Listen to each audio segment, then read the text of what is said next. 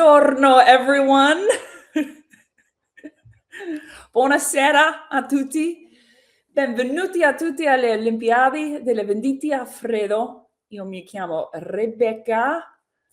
Oggi io sono il tuo ospite oggi. I'm your host, Rebecca. Hi, nice to see everyone. Welcome to Giorno Due, to day 2 of the Cold Outreach Sales Olympics. I am still reeling from opening ceremonies. I am in my Il Signor Armani sweatshirt. I feel like this thing has magical powers, honestly. I feel like Armani is with me in the room. So welcome to day 2. I hope that everyone enjoyed the opening ceremonies as much as I did yesterday. And I also have already had the chance. What have y'all done already today? I have already had the chance to go to downhill men's skiing all the way over in Borneo, which was absolutely incredible to watch. So anywho, I just wanted to, we have a massive topic today, so we're going to go ahead and jump in here. But the topic today I've been excited about for my entire life. It is a skeleton of a great discovery call. And if you don't get that, skeleton is the sport, y'all.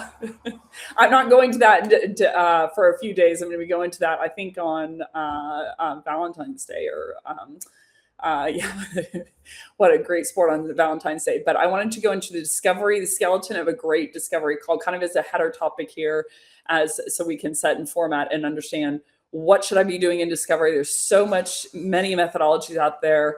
I'm not even going to name them from a legal perspective, but you all know the heavy hitters. There's 20 of them out there. I feel like a lot of them say very similar stuff. What should I be doing in discovery? Should I be going after pain or current state or, mapping that back to our products? I'm going to say no to all of that. And we're going to go into an alternate plan, a way that you can absolutely crush your discovery calls, and the framework and format and how you can find buyer's problem.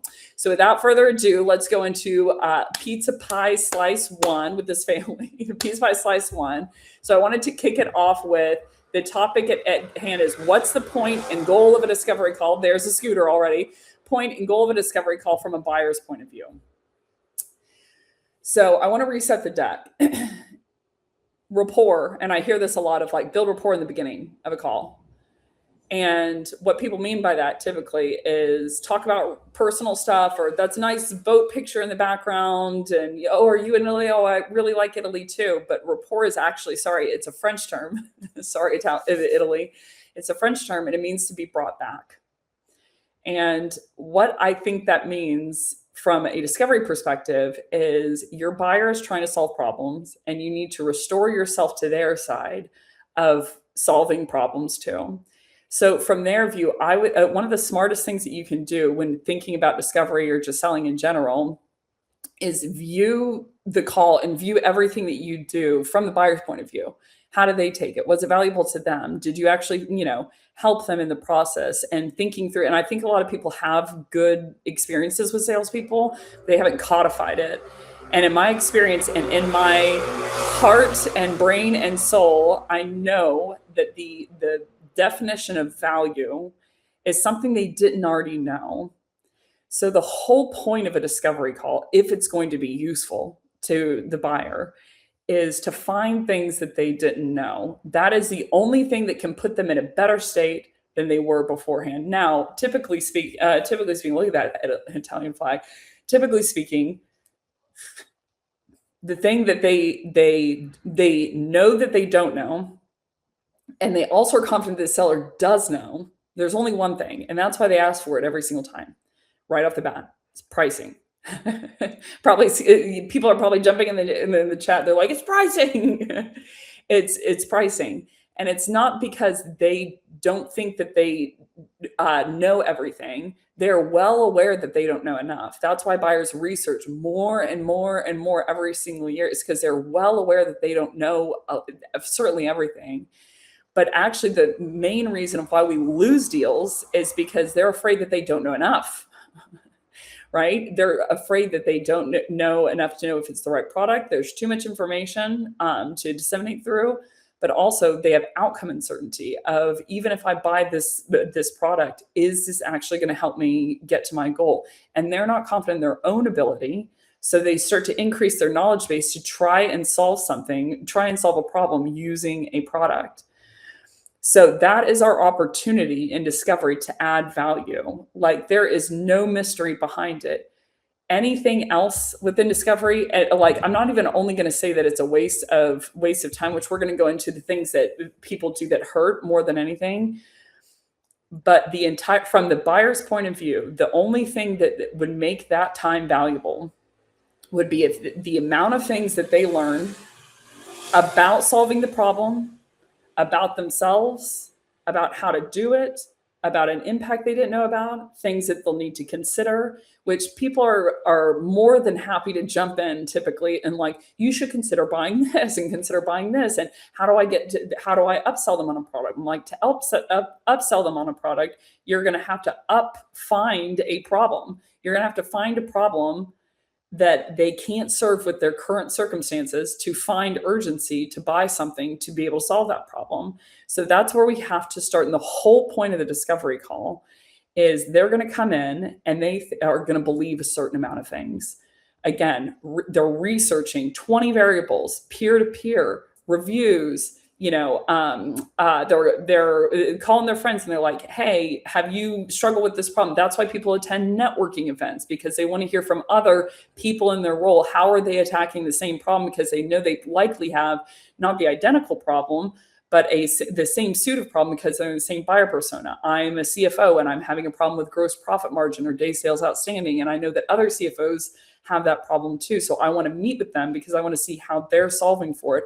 That is what their entire role is about, is learning more and more and more and more and more. I would argue everyone's role in their career is learning more and more and more and more and more of how do I effectively solve problems and be effective within my role according to my metrics. So the discovery call should be about nothing else but that. So you're going to need to do essentially two things to figure that out.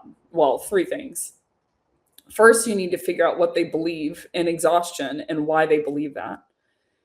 And they will believe something if they are on that call. And I hear from AEs that they'll be like, there was no buyer intent. And I'm like, stop traffic. They took a call. Yes. They didn't do that for fun or to be nice. They did that because hypothetically they have a problem in their head that they might be able to solve with you. And so they wanted to evaluate that if and when it did ever come to they need to solve it. If it was outbound, it's inbound, they believe that they need to solve it now. So it's like, if you don't even find that is square one. What do they believe and why do they believe it? So, what do they believe? Now they won't have all components necessarily, meaning they won't necessarily know what the tactical problem is and know what the root cause is. And we're going to go into what all that criteria is in a minute. But what are the beliefs that they have? Don't force them to believe something or force them to take a guess. It's what do they believe of, like, they believe that they need this certain pill. They're like, I need this. And I'm like, well, that's a self-prescription. And I'm like, well, if you don't mind me asking, why do you say that? I need cold email training services. I'm like, okay, well, why do you say that? What led you to believe that? They're like, well, our emails have been really bad recently, and here's where the discussion starts of, like, everything that they say. I would almost view it as like the NASDAQ of there's information going in the background, and I have more and more and more questions based on what they're saying. They're like, well, our reps have taken a hit recently. Our cold emails have been really bad recently. I'm like, what do they mean by bad? Do they mean bad by reply rate? If so, what is it? Do they mean bad by open rate? Do they mean bad by booked meetings or results? Or the CEO saw an email that they sent their friend, their friend received from the organization, and they sent it over. So I have to understand, what are the beliefs that they have? Business problem, tactical problem, root cause, impact, current, future, driving impact, all of their metrics around that. And then why do they believe that belief? The reason we need the why is because when we're going to blow up one of those misbeliefs, instead of attacking them and saying you're wrong, which from a psych perspective won't work, there's no quicker way to get someone to double down and say you're wrong. Well, you're wrong and I'm right. I'm right. But instead of attacking them, and instead of attacking the essentially the belief, because they're going to be somewhat tied to that because they're the one that believed, they feel stupid for believing it. You're attacking the fact that supports it. So they're not the villain. It's the fact that they were fed that supports the belief so that they can autocorrect. So that's the second piece that I need. But the third piece of discovery should be after diagnosing unknowns, right? So the more that you can find, the better. The quicker that you can find them, the better. And there's two categories of unknowns, which we're going to go heavily in the back end. But essentially, from a medical perspective, you have misdiagnosis and misdiagnosis. A misdiagnosis is something they believe it's not true. They believe that the root cause is the quality of the email, and it's not. It's that they have a deliverability problem, that they're sending out too many. And a missed diagnosis is something that they've missed entirely. It didn't even register to them. So they didn't believe anything about it. The difference between those two is a misdiagnosis starts with something they say they believe. And a missed, when you're diagnosing it, you're essentially, your clue is that they haven't mentioned anything about it, which typically it is a cause. But the entire call from front to end should be an activity of, and the fun thing about it, sales will become fun, like really fun, because instead of a game of I'm trying to manipulate them or get them to see something or believe something or realize something, it's the entire game is like a Sudoku puzzle. I'm trying to diagnose the most effectively. And the more of those that I find, the better the room, not only from the sales perspective, from the trust perspective, from the credibility perspective, from the likelihood that they'll go with you, from the increase of the size of the problem. You find a bigger problem, you find a bigger budget, you find more urgency, yada, yada, yada. But you increase their ability, if nothing else, to be able to be successful in solving it if they need to solve it, because now they have new information they didn't have before. That is the role of sales. It is not finding pre-existing stuff that they already believe and then mapping your products to it. They already know that. They can do that themselves. Our role, our responsibility is to find the things that they did not know. And discovery within that 60 minutes. How many can I find? How big of them? And how readily? That is lap one. That is the whole point of discovery calls from the buyer's view. Now, here's the sad thing. That is their view. That is their view and how they're ranking people, whether we know it or not. Whether we find any of those or not is a completely different subject. But that's how they're evaluating the success of the call. It's not, did the person, whatever, like, did they, like, I used to always get these like text messages or messages on LinkedIn whenever I had hired some people. People would be like, congratulations. I'm like, don't say that yet. I just swiped the credit card. I don't know if this is going to work yet. Meaning you can congratulate me whenever we're producing. Right? So the win for them, the final goal line, the pursuit is solving the problem. That is their North Star. That is the peak of their Everest, right? That has to be our same peak. So instead of trying to hike some other mountain of like, how do I get them to buy something or see something or believe something so they'll buy something, we have to come to their mountain. They're trying to climb Everest. We have to try and climb Everest too, and help them of like, hey, if you go this way to the left, you're going to lose 3 days and you're not going to be able to get to base camp, to camp 2, because it'll cause a 6-day delay and there's a bottleneck that way. So you're going to have to come back down the hill. When you find something, they were going to go down that side and you found out that they believe that, and you just corrected with the information of what's going to happen, they're going to be like, oh, shoot, thank you. And you're their Sherpa, you're their friend.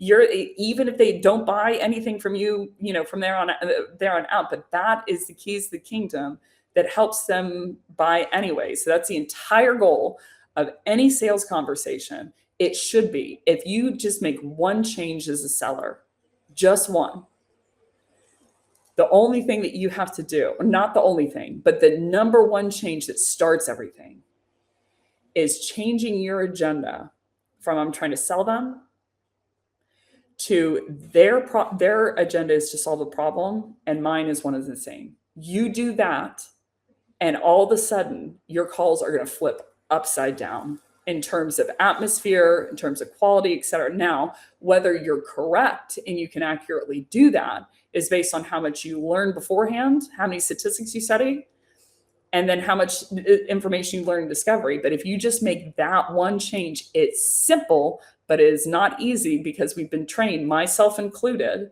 right? And I'm going to take this accountability, trainers like us, that we need to be doing all this other stuff. But here's my secret to you. When you look in the training industry, it is very clear to me, especially with posts on LinkedIn and especially within trainers, the training industry, that I believe that most, even trainers, don't know what discovery is about, because I see people doing two things. They use a lot of ambiguous terms, like they interswap pain and problem and impact, and they're very nebulous about the definitions, which is a red flag. And the second piece is they all agree with each other. That I'm like, you're saying mutually exclusive things. And I have a lot of empathy for that, of like, it's to be able to sell well, you have to have the heart and the vision of it's about the buyer. Once that is the goal, if that's not the goal, you'll never be able to sell effectively. Your buyers will never be able to trust you because they shouldn't be able to. They shouldn't. Right? Even if you have the right information, because of that goal, it's going to dictate your action. So once that goal is set, that is the beginning of when you have for the first time, become an actual seller. Okay, let's go into lap 2. That is lap 1, the discovery. Lap 2. Okay, where AEs focus the most time, that's going to hurt them. This is going to be a laundry list, and I do not mean this to be disrespectful. I mean this as a warning. And I mean this is a very heartfelt warning and a very responsible, heartfelt warning of all the things that I believe I knew in my gut, and I believe sellers know in their gut, that it's not right because they don't like doing it and they feel skeezy. I'm like, it's because it is. So let's kick it off. If your goal is anything else but to help them by diagnosing unknowns, then you're off track. Your buyer's going to shut down for a litany of reasons, but let's go into some of the detailed examples of that. Pain selling. So pain selling is essentially you're trying to get the buyer to voice their pain, and you're trying to get them to give you the details of that pain so that they feel it more and they emotionally are manipulated into feeling like they should solve it.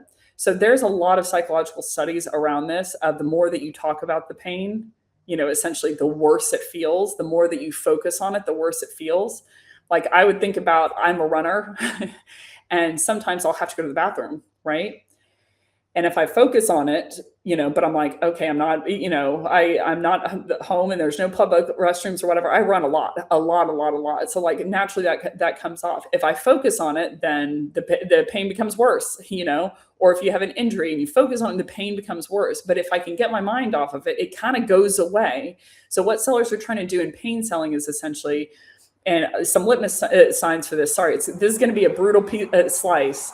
But if you are asking pain questions standalone and you are not using the information, you do not require the information to be able to diagnose. It doesn't normally change your course of thinking and what you recommend because of it. So, they admit, they're like, oh, I've been having a lot of challenges with our current vendor, especially when it's competitive. People would be like, tell me more. How long has that been going on? Did you try to do something about it? Did it work? I'm like, Brendan, clearly not. They're in the freaking room, right? So like I go past that, even if it's competitive and they bring it right at the beginning, because I'm like, I'm not falling for that. This is not an exercise of we need to bash people. It's we need to help you figure out what to do next, if anything. So pain selling is the first culprit, and is you're focusing on pain information only, but you're not focusing on any kind of other criteria of root cause, maybe root cause, tactical problem, where they're at from an industry metrics perspective. What is the ambit of direction? So another good litmus sign is you're using a lot of subjective terms. Do you have bad cold emails? And they're like, and the prospects see it coming. They're like, no. They're like, no, our emails are the best. Let's start messing with them. They're like, oh, well, could you not do better? And blah, blah, blah. Like, or do you have bad blank? Do you have low blank? Is it frustrating for you to blank? It's a signal that you're pain selling. The second type is that I see culprit in the room is a sneakier one called COI selling. COI selling is so manipulative. I have heartburn whenever I say it. Okay, COI selling is a cost of inaction. And essentially what sellers are trying to do is they're trying to have the buyer out loud. It's kind of like pain selling 2.0. So it's, or a second version or a third version. They're trying to have the buyer calculate out the cost of staying still and not moving forward. So they're like, what are the ripple effects of that? How is that going to impact this team if you don't move forward? So that the buyer calculates that out loud, says that out loud, and it manipulates them to do the exact same thing to make a purchase. So this one is the more malevolent the technique, the closer to the correct technique it is, right? So this looks like the right thing, sort of, in theory. It's never executed. It's very obvious whenever people are doing it. But essentially the goal, here's the hint, is it's to get the buyer to realize something or think something or believe something. All the focus in these methods is on getting the buyer to believe something so that they buy. I want them to say their pain out loud so that they buy. I want them to calculate the cost out loud of not moving forward so that they buy. And there's two types of deals or reasons that you lose deals: status quo and indecision. Status quo is the problem's not big enough. Only 20% of your deals are lost there. Indecision is 80% of your deals. And that's the problem is big enough, but they don't move, they still don't move forward. And they found that the buyers are afraid, and fairly so. They're afraid that they're going to pick the wrong product. There's too much information, and they have outcome uncertainty that they will not be successful. So inherent is omission bias, which is a buyer's preference to stay still versus make an action and get it wrong. So in the beginning, they have a certain amount of problem. The only thing that can make it worse is if they put their line, budget, and credibility on the line, try to swipe the credit card on something, and it doesn't work. It speeds up their fiery death, right? And in this case scenario, sellers will apply COI selling techniques of like it's technique, and it plummets your results. Like there is nothing that you can do that is more effective in ensuring that your prospect will not buy than COI selling. It will, like statistically speaking, 87% of the cases, it had a negative effect on conversion. The thing I love about selling is that the actions that are truly morally correct are the ones that will affect your numbers in a positive way, and the ones that are morally bankrupt will deplete your numbers in a negative way from a conversion perspective. So if you apply COI selling to indecision cases, indecisive buyers, which is 80% of the time, it will drastically decrease the likelihood that you're closed. So that's COI selling, getting them to calculate out the cost of an action so they feel like it's bigger than they thought it was before, using their own data to get them to buy. Another ad hoc sign of this is when people double back and they try to get people to, they try to get them to say things in the beginning, and then they remind them of that pain. They're like, I'm confused. I thought that you said that if you didn't move forward by June 5th, then this thing happened. They use a lot of self-diagnosis information, meaning what the buyer believes, and they anchor there. So they're like, which you need a small amount of self-diagnosis information in the beginning. What do they believe and why do they believe it? But the whole freaking point of discovery is to go the next step. The only reason I need that is I need to catch when they are about to make a mistake. When they miss something, they believe something that's not real. That's why I need that information. That's why a doctor needs that information. They might be right. Statistically speaking, they're not, though. At minimum, they've missed something. So whenever you're asking self-diagnosis information, what are the ripple effects? What are what's the impact to you of not moving forward? And you're getting them to calculate that out loud. Not only is it not going to help the buyer, it's not going to help you as a seller. It's going to plummet your results.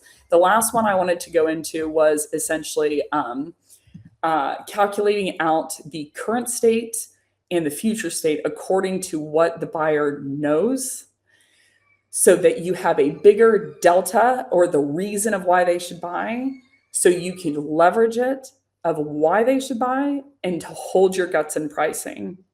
Buyers are getting smart, and I am really proud of that.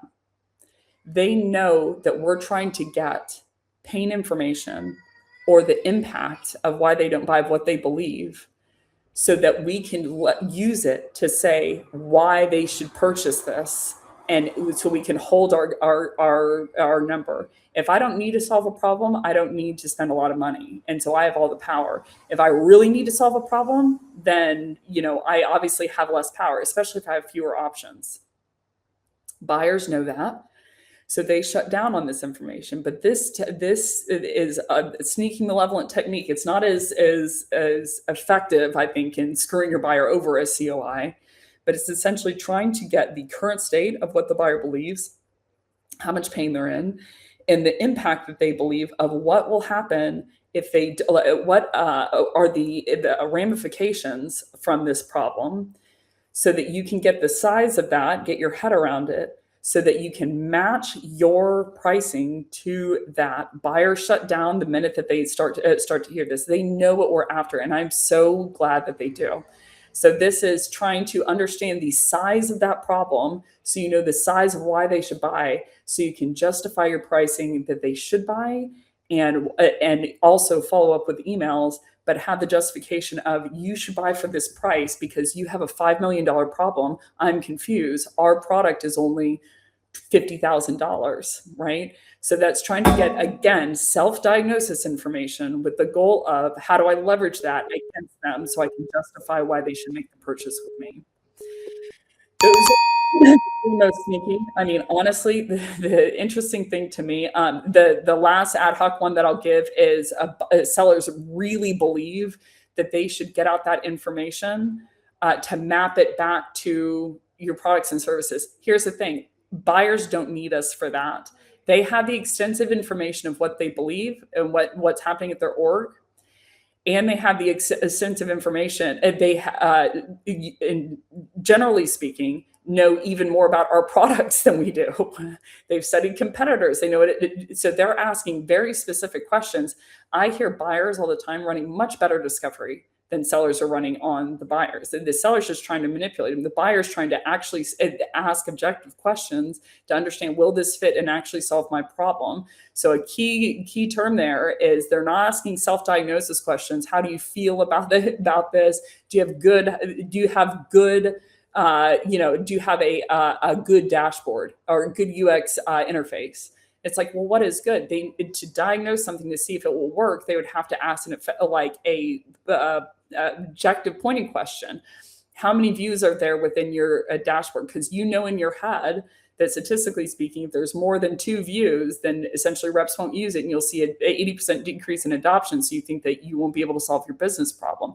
Those are the type of questions they're asking. We need to also be asking those questions and finding things that they don't know, so we add to their information of what they were thinking about whenever they were trying to solve the problem, so that they can solve it more effectively. So sellers truly believe this, which is bananas. I'm like, y'all, that is no role.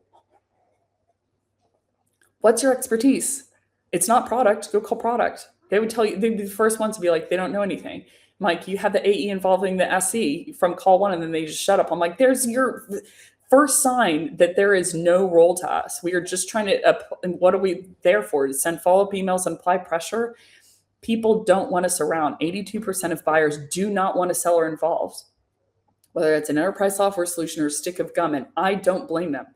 It's faster and it's better from a conversion perspective, and from a cost perspective internally, if we didn't exist, unless we are finding those unknowns. If we're doing that, our role is justified. If we don't do that, there is no expertise or role of a seller. There's no point. The buyers can self-diagnose effectively, and they already know they're dragons, and you don't have to admit them out loud. So why wouldn't they just self-serve online? The only risk to self-service is if typically people get it wrong. Buyer or sellers and orgs at large don't put pricing on the website. Why? They think that's their leverage. Why? Because they don't have any other quote unquote reasons of why people should buy. They want to ironclad that back, hold that back. They're scared to spill that candy, because then they're like, well, then, what do I do after that? And I'm like, sell by helping them. That's what you do after that. Okay. Pizza Place in 3.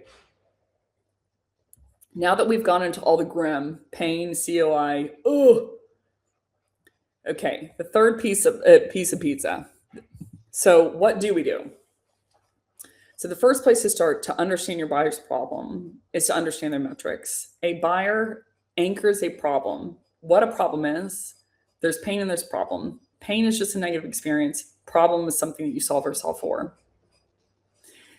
I hear this myth a lot, which I have a lot of empathy. Again, I have a lot of empathy for people are just trying to do the right.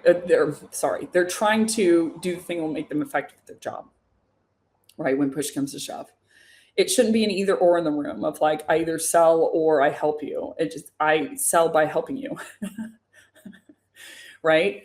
That's what selling is. They're one and the same. But the myth that I hear is they'll say, well, two things. Number one, they'll say, we solve about 3 problems or business problems as an organization. And the reason that's not true is I'm like, you solve 3 problems per persona. Every persona is solving different problems because they have different metrics. The other myth that I hear is we should get everyone in the room to agree on the problem to solve. And I'm like, why? So you can sell? And I'm like, it can't be done, even if they give you the lip service. But even if it could, which to be clear, it can't be done. You can't get 10 people to agree on the problem. Why? They're different buyer personas. So they have different problems. But even if it could, why would you want to? They're putting in their head me first, which that's what they're paid to do. An IT director is me first, is server uptime. A CFO, me first, is gross profit margin. A CX rep, me first, is renewal and upsell, potentially. A seller, me first, is quota. Everyone, I would think, who's on this line, which thank you for being on this line on a side note, is here because they want to hit their me first, their quota. So they, hypothetically, does this pizza girl have anything that can help me do that more effectively? You're not thinking about how do I get the building to a cool temperature? Why? You're not the maintenance director. The maintenance director's me first KPI is building temperature. So there's 3 different metrics, and this is the only things that matter to that persona. That is the number one thing for them. So to get to know your buyer and to get to know their problem, you have to know their metrics, meaning in abstract, averages, the point at which they cause a problem, and then theirs in specific. So there's 3 types of metrics. There's lagging indicators, leading indicators, and leading indicators. Lagging is after the final metric they're hired and fired to drive. So let's do an example. Downhill skiing, the lagging indicator. I'm gonna see if anyone can guess it. The lagging indicator, I'll give everyone a couple seconds. The lagging indicator is the time that it takes them to go down the hill. What that downhill skier is after today is how do I get down that hill the most effective way possible? That's the lagging. They'll only have 1 to 3. And that is where the business problem is anchored, which we're going to go into in the next slice. And it's after. Once it's published, it's published. Once they cross that line, that time is published. A leading indicator is an input that you change to affect this lagging indicator. So let's say the skis they're using, or the helmet that they're wearing.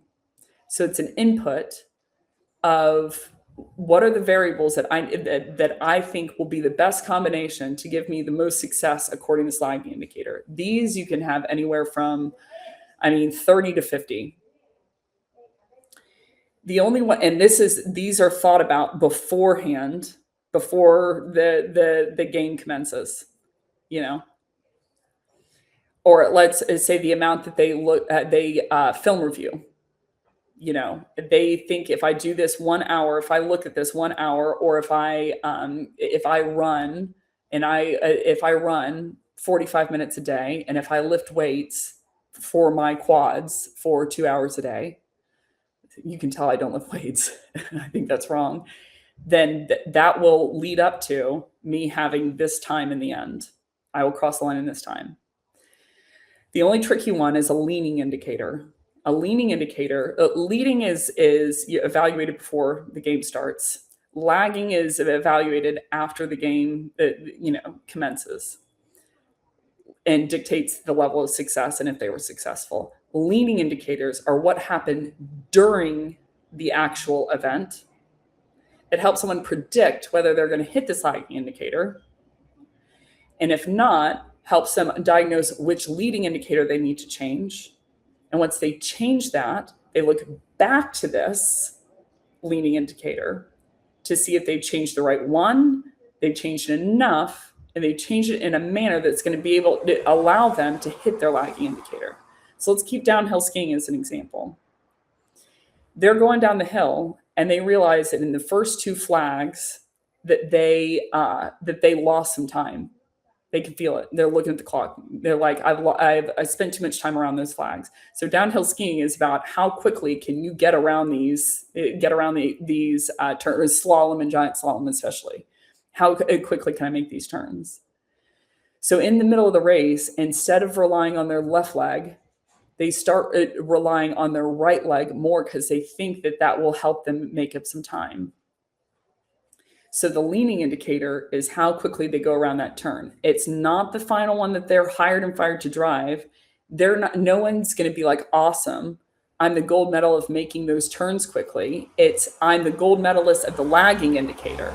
The leaning indicators are just what gives me a update in the middle of the race of whether I'm going to actually hit that. Then I'm like, those two turns were too slow. So I've got to change something. Otherwise I'm going to miss this lagging indicator. So they change and they start putting more pressure on their right foot, let's say. Downhill skiers, if there's any out there, they're probably vomiting at this point. They're like, that's not how it works. But go with me. And then they make another turn and they make it faster, but only a little bit faster. That they're like, okay, that they change the leading indicator of where they were leaning. And they're like, that helped, but not enough to hit my lagging indicator. So I got to change something else around this next turn. Or let's say that they change it and it actually does, exacerbates how quickly they go around the corner a lot. That they're like, awesome, that turn was great. I just need to do that for the next 5 gates. And I think that I'm going to cross in gold medal time. Or let's say that they, made that shift and they got slower. Then they're like, okay, back to square one. Or we got to change something else because that didn't work. So these are things that happen during the event that people use to predict, am I going to hit that lagging indicator? And if not, it helps me diagnose which leading indicator I think it is, of like, it's the gates that I'm going around that is my problem, the time around those flags. And so because of that, I think it's because I'm leaning too much on my left foot and I need to lean on my right foot more. And then when they change it, they look back to this leaning indicator to see if they changed it enough and in the right one to be able to hit the lagging indicator. See if lagging, that is the final metric they're hired and fired to drive. Leading, that's the input. And this is measured after the game, only 1, max 3, but it's usually 1 of like time, till they cross the line. Leading is the inputs. There's 30 to 50 of them. And these are the inputs that you can change to affect this lagging. And leaning are the ones that you evaluate in the middle. Here's the way to tell the difference between lagging and leaning. To tell the difference between lagging and leaning, well, first of all, there's only usually one lagging. I would ask myself the question, would they be hired, fired, promoted, or demoted based on this number? If the answer is no, then it's leaning. If the answer is yes, and it's lagging. No one's going to be hired, no one's going to be fired because they made turn slow. They're going to be fired whenever their time's too low at the bottom. And the way to tell the difference between leading and leaning is ask yourself, can you change this directly or can you buy this? If the answer is I can change it directly or buy it, then it is leading. If I can't buy it or I have to change something else to hopefully change this number, then it's leaning. I have to change where I'm putting my weight to hopefully change the amount of time to go around the gate. I have to change, the stick that I'm using to hopefully increase the amount of conversion of shots on or pucks on goal. So I'm going to hit the timer. That is the difference between those three. But the leaning indicators, you cannot change directly. Know what the skier can just dial up how quickly they're going around those turns. They can buy skis, different skis, to hopefully increase that speed. They can increase the amount of weights that they're lifting to hopefully increase that muscle mass so that they increase that speed. They can, look at their game tape, film tape, totally increase that speed. They can change. You can directly change where you're putting your weight, but you cannot directly change the amount of time that it takes you to go around that gate. So the reason I'm being so technical here is these three. It will help you categorize, but leaning and leading are where you can catch a lot of misdiagnosis and missed diagnosis. They think that they need to change the weight, or where they're putting their weight on their leg, but that's not true. They don't need to change that at all. That's actually going to make the problem worse. That is where you can find an unknown, add value to them, and you can win because they win, because now they know that it's not that. And if you help them diagnose which one it is, then you're the hero. All of a sudden, they're just trying to solve the problem, getting them the hill, right? So if you only have leaning, if you only have what they know, you haven't built any credibility. Even if they're right, meaning 100% of what they self-diagnose is correct and it's a complete picture, you haven't added any value and there was no point to the discovery call. They should have self-served online. That should not be the case. I would look at my calls and say, out of my calls, what percentage of the time, what did the buyer believe and what did I believe?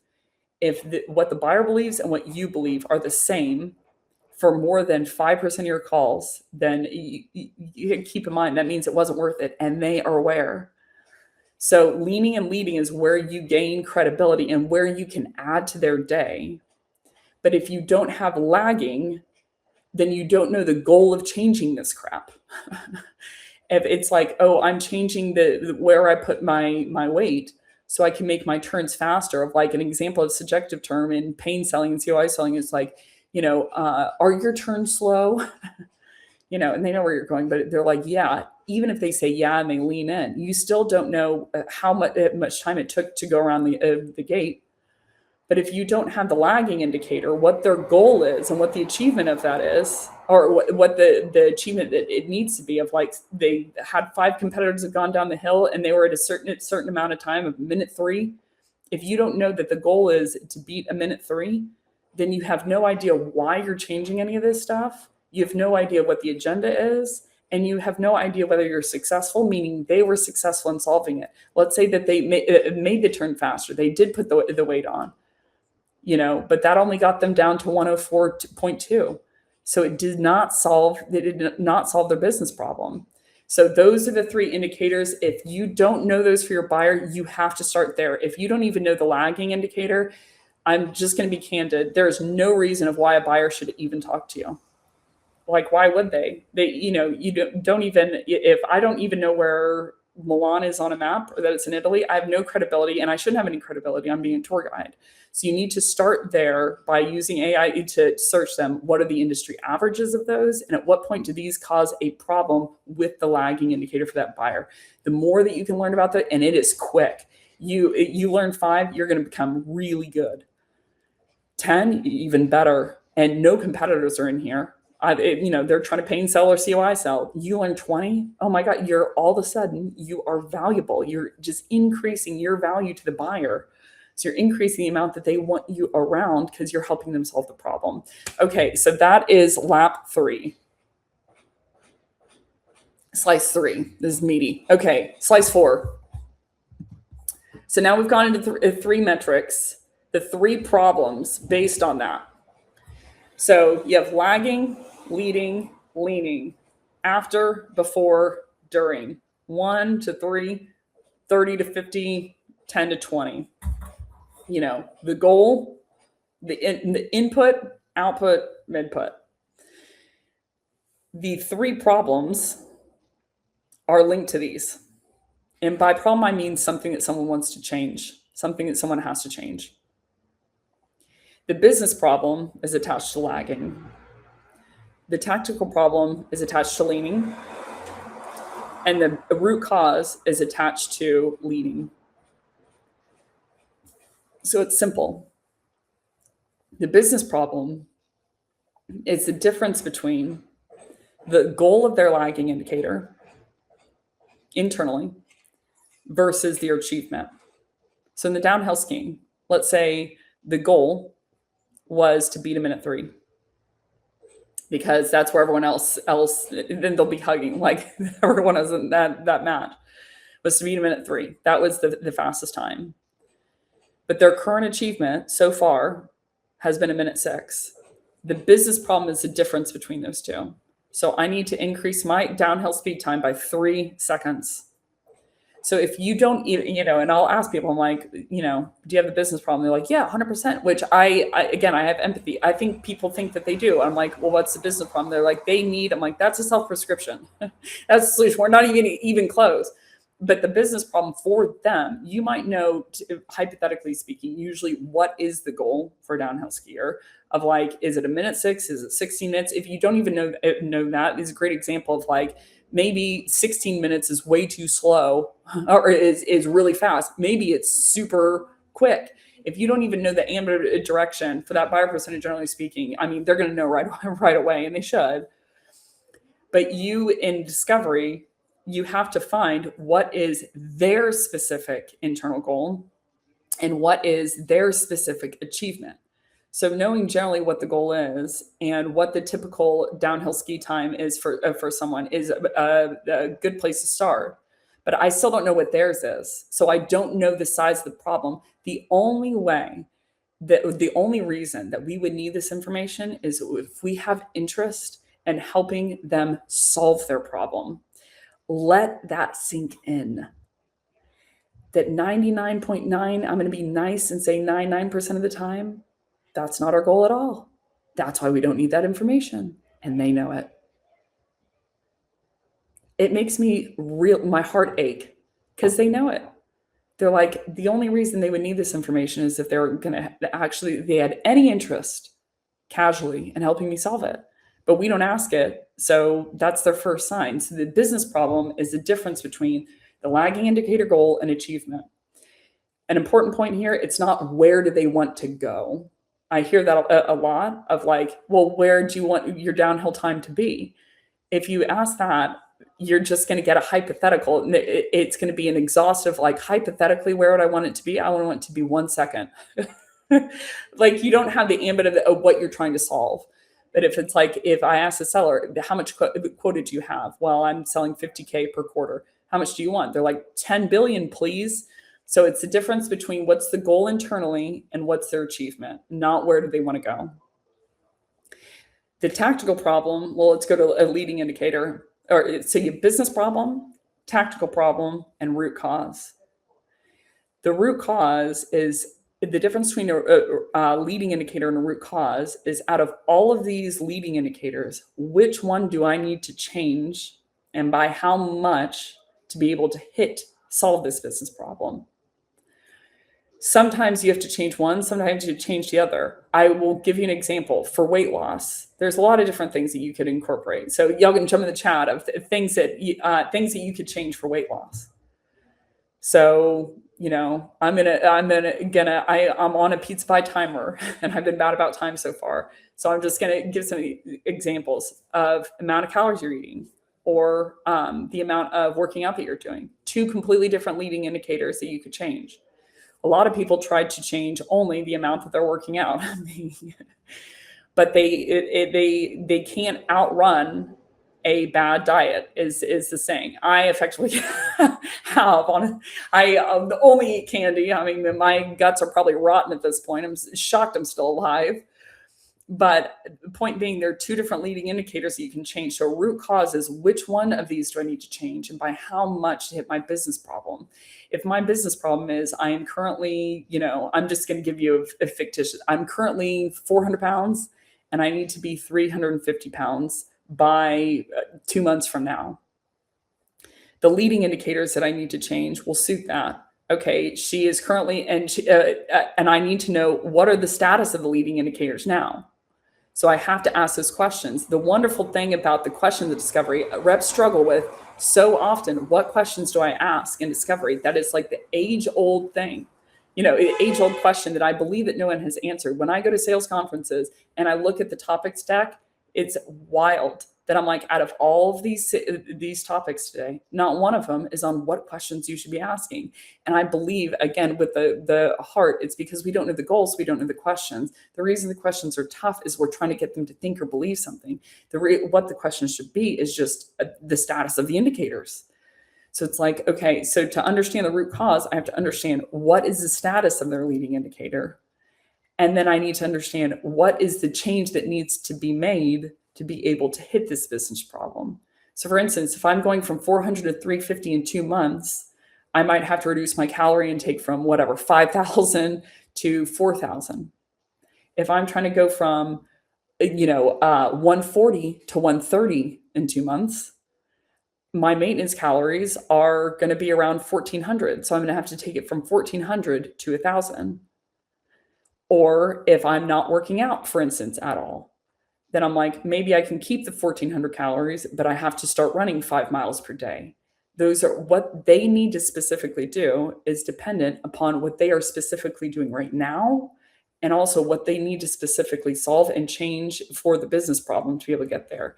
And then the tactical problem is a difference in the leading indicator. The reason I skipped over that one is because this one is the evidence that makes you believe and spot check that you changed the right one and by enough, but it's not the one to target.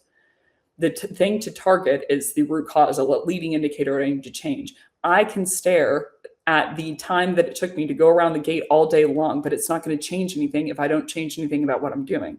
If I change the weight of where I'm putting my feet on my skis, for instance, then I am going to look back to the gate time and be like, did this quicken and by how much? So it's a clue, but it's not the thing to target. And it's also the reason I skipped over it is it's not the final goal. You can't be like, booyah, gold medal, because that gate turn was only 0.2 seconds. No one wins a gold medal for that. They win a gold medal when all of those gate turns stacked up into a time that was lower than 103. So the business problem is the difference between the lagging indicator goal and achievement. So in the downhill skiing example, they have to go from 106 where they currently usually come in at to 103 to win the gold. The leading indicator or the root cause is which leading indicator do I directly change to get there. I'm going to swap out my skis. I'm going to train for weights for 2 hours every single day for 2 months to build quad muscle. And I'm going to lose 10 pounds so that I'm lighter going around the turns. And I'm going to change my weight distribution from 90% on the left ski to 50-50. And then the tactical problem is which leading indicators will I see as evidence? Which leading indicators made me nervous that I'm not going to hit this lagging indicator goal? And what state do they need to be in that I will see as evidence that I am going to hit this lagging indicator goal? So it's typically taking me, right now it's taking me 0.5 seconds to get around each gate on average. And it needs to take me 0.42. So business problem is 106 to 103. Leading indicators is I need to go from 90-10 distribution to 50-50, and I need to train for 2 hours a day on my quad to build quad muscle, by the increase in 12%. And the leading indicator or the tactical problem is my gate time to turn around the gate is 0.5 seconds, and it needs to be 0.42 to actually hit the business problem. I need to know what each one of them are currently and where each one of them needs to go to be able to solve this business problem. I'm going to stop so I can hit them more. So another point to note, the one that is easier and the only one that you can ask both of those questions outright is the business problem. What's your lagging indicator goal? What is the achievement so far? For the tactical problem and the root cause, you can ask, when they have a belief, they're like, I got to change my weight distribution. You're like, what do you mean? They're like, well, I got to get heavier in terms of leaning on my right foot. The next question is, well, what's the weight distribution that you have right now? And that's where you can catch a misdiagnosis. So the reason that I can't just ask them, where does the gait turn time need to go, and where does your weight distribution need to go, is it's a self-diagnosis question, and that is where you're supposed to catch the mistakes and impacts, which we're going to get into. But I'm not outright asking it. If they say they have a belief, I'm asking, why do they believe that? They're like, I got to get my gait time down from 0.5 to 0.42. And I'm like, why do you say that? Because I'm trying to understand what's the logic of thinking. Because if I need to blow that up of like, no, it's actually not your turn time. It's the speed at which you're starting down the hill that needs to change. So I'm collecting information of what they believe and why they believe it, so that I can help by correction of like, maybe it is you have to train on weights for 2 hours a day, but you also need to increase your iron intake by 30% so that your muscles grow, and not like those weight training will work partially, but you also need to increase the amount of protein that you're eating and iron that you're eating so that you can get enough muscle build to change it from 0.5 to 0.42. So it's an important point that tactical problem and root cause, you can, when they have a self-belief, you can ask the reasoning. It's important to know that they believe that, and it's also important to know why they believe that. But the process certainly doesn't stop there, of like, you're asking around different ones that they aren't thinking about. And when they say a belief, you're asking why, so that this is a rich territory of places where they are missing something, and that that you can catch a misdiagnosis and misdiagnosis. So those are the two that you can't just outright ask what is, like, that is not the full story of the picture. With the business problem, it's just, you can essentially, what is the lagging indicator goal internally, and what is your achievement? There's no question about like, there's no way to catch a correction on what the lagging indicator goal is. Right? So that's for personal to the persona within internally in their org. But where you can catch them, so where you win credibility is impact, which we're going to get into in a second, and tactical problem and root cause, ones that they've missed and ones that they have misdiagnosed, they believe that aren't true. But if you only have these and you don't have the business problem, I'd argue that you shouldn't even be talking about this at all, because you don't you can make them quicker, you can make them help them grow, a quad muscle, but it might not be enough to go from 106 to 103. So if I don't know that they're current, even if I just know the goal is to get to 103. If I don't know how quickly and what their current time is, I don't know what I'm solving for. Then I'm like, you have to change something to affect a change. So I need to know, what are they currently doing? And I need to know, where are they currently coming in? So I know which one of these that I need to play with. I mean, again, with the weight loss example, maybe I only have to cut 200 calories based on my numbers on the back end. Maybe I have to cut 2,000 calories, but it's going to be dependent upon their numbers in specific. The reason I'm doubling down here is I listen to call after call after call after call after call, where there's not one single question on that. They're like, are you the decision maker? I'm like, oh my God. Oh my God, it's not going to go well. But that is the opportunity. That is the role of a seller. Even if it's not today, it should be. That is the whole function of why we exist as a persona, with the help that we can add to prospects. Okay. Next slice, the 3 types of impacts. So I know we're kind of getting late here, so I'm gonna sum these up faster. I promise. Min's probably belly aching on the back end. Is everyone having fun? I'm having fun. I know I'm burning some seconds here, but okay. So you've got lagging, leading, leaning, business problem, root cause, tactical problem. I need to change this a certain amount. So I need to change this by a certain amount, which changes this by a certain amount, which changes this by a certain amount. So people want to solve the business problem. And by solve, I mean change. That's what it literally the definition means. It's change. But how I do that is by changing this. But how I do that is by changing this. How I change the 106 to 103 is by, that's the change I need to see. But how I change that is by changing my gate turn time. But how I change that is by changing my weight distribution. Why I want to change this is the impact. So there's 3 types of impact, which I'm going to go into in a second. But the main header is called a driving impact, meaning out of all of these impacts, which one is the main reason why I want to change this business problem? Changing is painful, period. It's risky and it's painful. The only reason it's hypothetically worth it is if this dragon is bigger.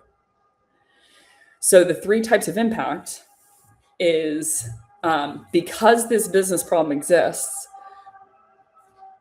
what happens to me as a persona,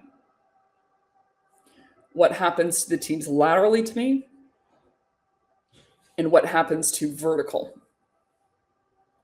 So let's keep the same example. Let's say I'm doing team downhill, which is a thing.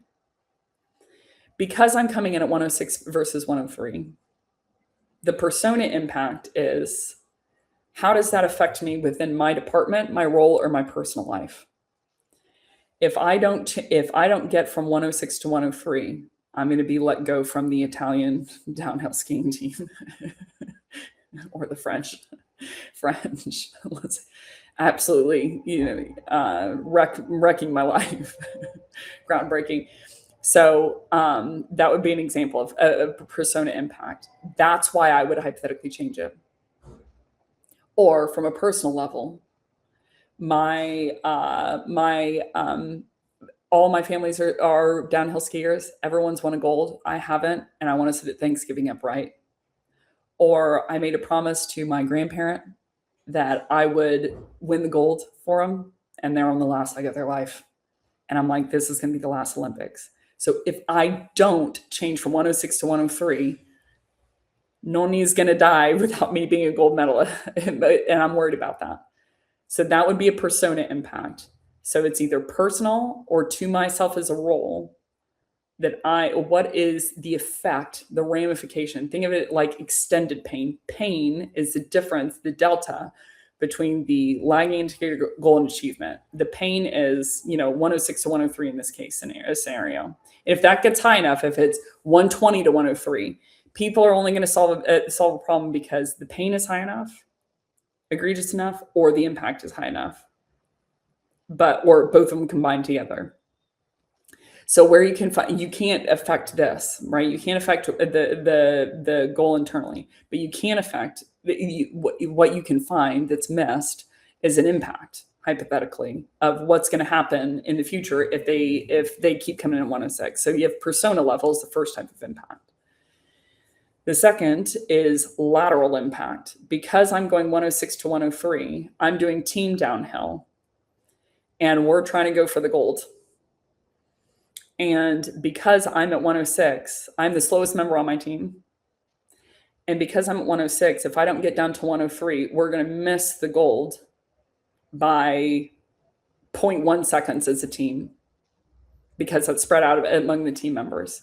So it's, how does my business problem affect the teams laterally to me? So like for marketing, for instance, if they don't hit their MQL number, their lagging indicators MQL, let's say that they have 500 and the goal is 2,000. How does that affect other teams? Well, it affect sales development, affect sales of like, they're not hitting their lagging indicator. So it's, how does it affect other people's lagging indicator, right? Of like everyone on the team, the downhill skiing example, it prevents them from getting the gold because of the lagging indicator. So it's, how does that affect laterally? Or like HR, their lagging indicator, one of them is job recs, open job recs. They have 100 open job recs, or they've only filled 50. They need to fill 200. How does that's the business problem size. How does that affect lateral teams? So how does that affect it? So the questions that I'm asking is, out of the 150 that you haven't filled, what are the teams? What's the distribution? Where are the teams? They're like, out of the 150 I haven't filled, 10 are on marketing, 5 are on sales, and 135 are on product. I'm like, uh-oh. I'm like, what's products? Their lagging indicators, products launch. I'm like, what is their goal internally of products launch? And they're like, 50. And sometimes they'll say it with a straight face. Then I'm like, well, how many products have they launched this year? And they're like, 3. I'm like, found one. So again, the goal here is having your buyers back by finding something they didn't know about. So the second type of impact is lateral or horizontal. And then the third type of impact is vertical. How does this business problem affect my leader? So the manager of the downhill team, if I don't hit 106 to 103 and I get silver instead of gold, they're going to be let go next year. They have to hit a certain amount of gold medals. They haven't had gold medal in a long time. And if I don't go from 106 to 103 and get that gold medal, then my boss gets fired. If any of these get high enough, well, first of all, anytime you find one of these, it adds to the size of the problem, right? So it's not digital. For someone to change something, or change from I'm not doing something about it, of like object in motion stays in motion, object rest stays at rest, unless an act upon by an outside force. If I'm going outbound, my body's at rest. There are a certain amount of impacts, but none that are worth solving based on what I have around me. So people talk about like, oh, you can solve it or save time, save money. I'm like, now you're in ROIville. ROI benefits, features benefits fell. But if I find 3 impacts they didn't know about, all of a sudden I've increased the size of the problem and increased the likelihood that this thing is going to tip more than the other. Of like, we have a certain amount of time, we have a certain amount of stuff that we can solve. That list will never end. It's about priority based on the level of impact and the level of pain. So the vertical impact, let's say that all of a sudden, my leader get pressure from the committee of like, if they don't have a gold medalist this Olympics, they're gone. So they're going to start pressuring on me. If the team, let's say everyone came in at a 101 clip and I'm the only one that is holding everyone back. For the last 2 competitions, I've held everyone back from getting a gold medal because my slow butt is going around those turns and is 106. And I'm the one that's holding everyone back. I remember I ran the mile in track. They also, for a couple of times, they subbed me in that I was one of the legs of the relay for the 400. They did that twice. And then they stopped. Why? Because I was the slowest leg. For sure. Like all these other girls were coming in at like, 102? And I was like 113. I was super, super slow. And, I was holding the team down. So it's my business problem. My leg time was slowing down the team. So anytime one of those gets high enough, it's going to put pressure on me or the persona level. So you have persona. How does it affect me? Of like, if my time doesn't decrease from 106 to 103, I'm going to get let go from the Olympic team, never to return. Or from a personal level of like, I can't hit my mortgage because I didn't win a gold medal so I didn't get the money. You can hear a little Italian baby crying in the background. It's Italy. So you have persona. How does it affect me personally, my department, and my role? Horizontal. How does it affect the team laterally to me? And vertical. How does it affect the leaders vertically to me? What are the ramifications of the size of that business problem? If any one of these gets high enough and it tips it past, someone will solve for it. The driving impact, though, is which one of these is the main thing they want to solve. People can be wrong about everything except for a driving impact that they want to solve it. They can be wrong that it's solvable, how to solve it, what's the impact of it, but they cannot be wrong about the driving impact. So the impact is the ramifications of the size of the business problem.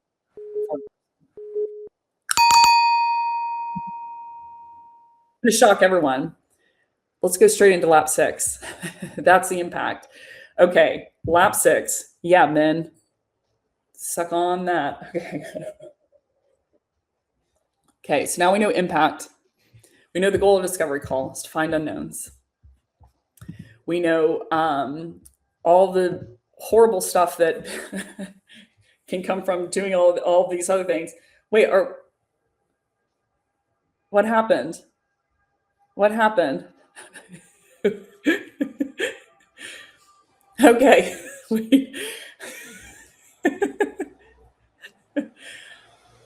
For the record, I'm not even freaking out that this counts against my time. Sorry about that, y'all. Technical difficulty. Pizza pie big, small. Okay, so we know the goal of discovery is to find unknowns. We know all the things we shouldn't do: pain selling, COI selling, current state, future state, mapping it to our product features. We know what the three metrics are: lagging, leading, leaning. We know what the business problem, tactical problem, and root cause are. The three problems are: business problem is this delta, the leading root cause is this delta, and the tactical problem is this delta. And we know the three impacts. Well, technically there's four, but the three impacts: because this business problem exists, how does it affect me as a persona, my personal life, or my department, or my role? How does it affect the teams laterally to me, horizontally to me, and my vertical leaders? And that whichever one of these is the main goal of solving the business problem is the driving impact. So a great way to find this is: what brought you in today? A certain amount of, and they'll lead you straight. A lot of times they'll lead straight there. And if I don't have that, I don't know why we're I don't have no clue why we're solving this. So not only do I not have the credibility to, I don't have the anchor point, but I won't even know if what I'm prescribing to change is actually correct. The last thing I wanted to go into is the two things you must find in discovery in order to be successful. We've mentioned it, but the two things are these. Again, it's information they didn't know. The more that you find above pricing, and it's not about product. It can't be information about you. They didn't know that they needed this other feature. They didn't know how great we are at blank. It's not information unknowns where you need to focus is the solution. Well, you can't without knowing the problem, first of all. But it's not to focus there. It's unknowns about them, about their criteria, their business problem to them. So the two categories of that, which we've mentioned it, are misdiagnosis. The two categories are then misdiagnosis, something they believe that's not correct, and a missed diagnosis, something that they have missed entirely in their sizing up of their situation. The key markers here are misdiagnosis. Well, how it's defined, how you can find it is they have a belief that they believe something. So it's anchored to uncovering that belief is not actually correct. Or a misdiagnosis, the key here to find the hallmark of it is that they haven't mentioned something. Here it's that they've mentioned something that you're like, oh, I don't buy that. Here it's that they haven't mentioned something that you're like, I bet they're not. If they haven't mentioned it, then that probably means it exists, and it probably means that they don't know about it. So anytime you find these, the bigger you find, the more you find, the more hinged impacts them, the closer the immediacy of the what's going to happen, the more you're going to go credibility, the more they're going to lean in, the more they're going to trust you, the more they're going to be able to solve it, the more they're going to spend, the more likely they're going to spend it with you, the more likely they're going to go with you over the other competitors, and they're going to renew, because the more likely that they're going to be able to solve it. You're going to increase their confidence that they're going to be able to solve it with. It's not about you. It's increasing their confidence that they're going to be able to solve it, not by telling them, you got it, Tiger, by finding something you didn't know. So now there's one last thing that I didn't know on deck. There are several different types of misdiagnosis. I'm just going to rattle off a few, and then the types of misdiagnosis you can find. So the first type of misdiagnosis is an overdiagnosis. They believe that a problem is bigger than it is. Second type is an underdiagnosis, misdiagnosis. They believe the problem is smaller than it is. They thought that they should cut their calories, but they thought they should only cut them by 200 when they should cut them by 600 in order to be successful. Another misdiagnosis is stack ranking, underranking and overranking, meaning overranking, they believe that they're doing better than their peers comparatively than they normally are, than they actually are. And the underranking is they think that they're doing worse than others are actually doing. So a great example of this, people are convinced they're like and it's so funny because when I ask about reply rates, they're like, they get really nervous. And I'm like, industry average open rate is 15 to 25%. Anything less than 50% open rate, you have an email deliverability problem. Industry average reply rate, not positive reply rate, not booked meetings, is 0.5 to 0.7%. I kid you not. I have looked at, I do not even know, thousands of orgs. I mean that from the bottom of my heart, thousands of orgs. That is where the reply rate is. I don't care what anyone else is saying. Now, if you incorporate, which I think is part of the data study, I saw someone say earlier, we've studied 4 billion cold emails. I'm like, first of all, you can't even get those emails from your customers without asking them for them, which you haven't. Second of all, the amount of time that it would take and the extensive team it would take to study that amount of unstructured data is bananas, which you don't even have a data scientist on your team. And third of all, there's so many variables of like enterprise versus SMB, different verticals, blah, blah, blah. And fourth of all, you're proving causation correlation with causation. You're confusing those two. It's kind of like saying, well, when there's a lot of sunburns when people are eating ice cream. So if I want less sunburns, I should eat less ice cream, kind of thing. But point being, people, so they'll report on these stats, they'll be like 14% reply rate. I'm like, it's 0.5 to 0.7, not even a positive reply rate. So a lot of times people would be like, oh, well, I'll say interesting. And they're like, what do you mean by interesting? I'm like, well, industry average is 0.5 to 0.7. So I know that you're at 0.9, but you're actually doing a little bit better than your peers. And they're like, oh, that's an underranking. Then you have a false negative. These are the most important two. False negative, they believe that something is not a root cause or a problem or an impact. Their active belief is that something isn't something when it is. They believe that email deliverability is not, or the DKIM, DMARC, all of that for email deliverability is not the problem when it actually is.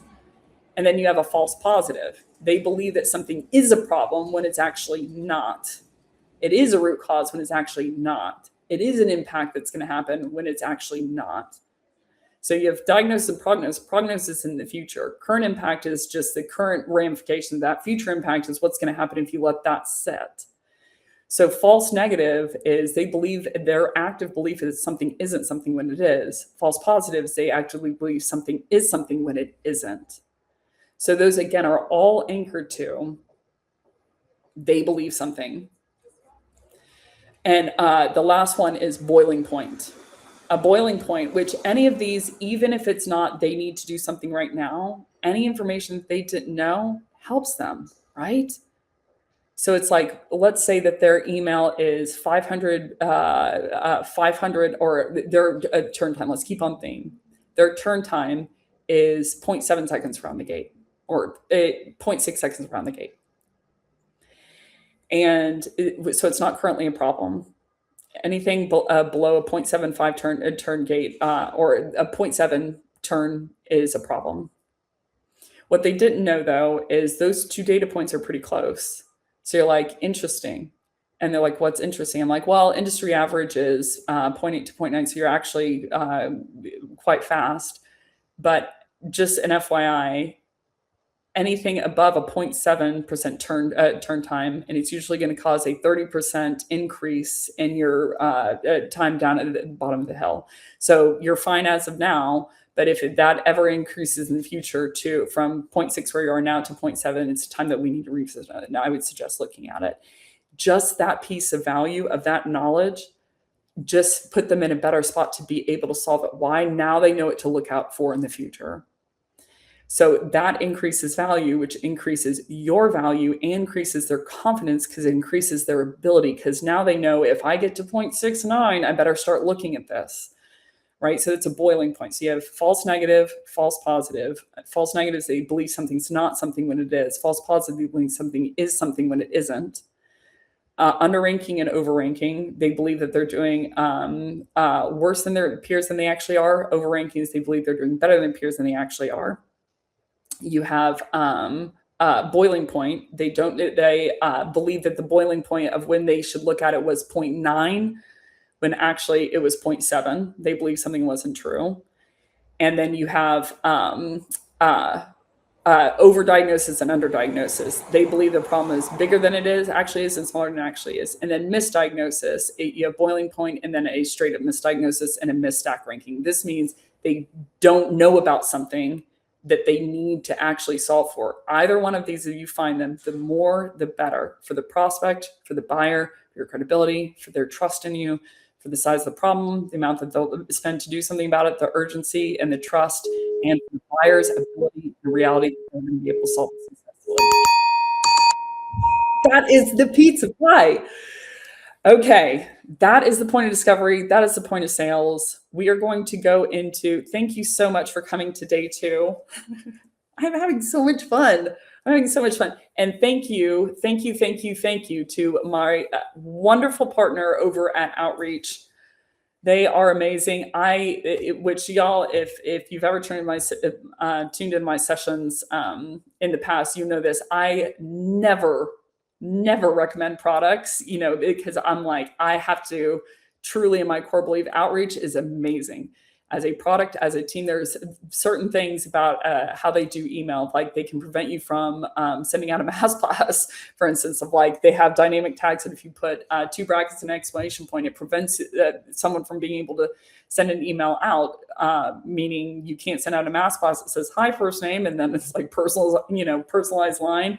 I've literally gotten those emails from people, but I want to say thank you to my sponsor, my partner, and my longest standing partner, Outreach. I've been working with them since the beginning. They actually supported me and got me going. Their former CEO is actually probably the reason why I started Flip the Script, or gave me confidence. He gave me 2 hours on a weekend to talk me through everything and encourage me to do it. So anywho, Outreach is amazing. Their tool is amazing. Their team is amazing. So I just want to say thank you to them. And thank you to everyone for showing up today. That is it. So that is discovery calls, the skeleton of a discovery call. I'm going to go see skeleton in a couple of days. But I did downhill skiing, and I'm going to be doing figure skating and opening ceremonies, of course. And then I'm going to be doing figure skating actually tomorrow. So that's why I put my name in the bottom there, that it was Beck Boitano. I had a fish named Brian Boitano, which if anyone gets that reference, by the way, this is Diet Monster, gross, not wine. I told you about the health. But I had a fish named Brian Boitano back in the day, because he was in all sparkles.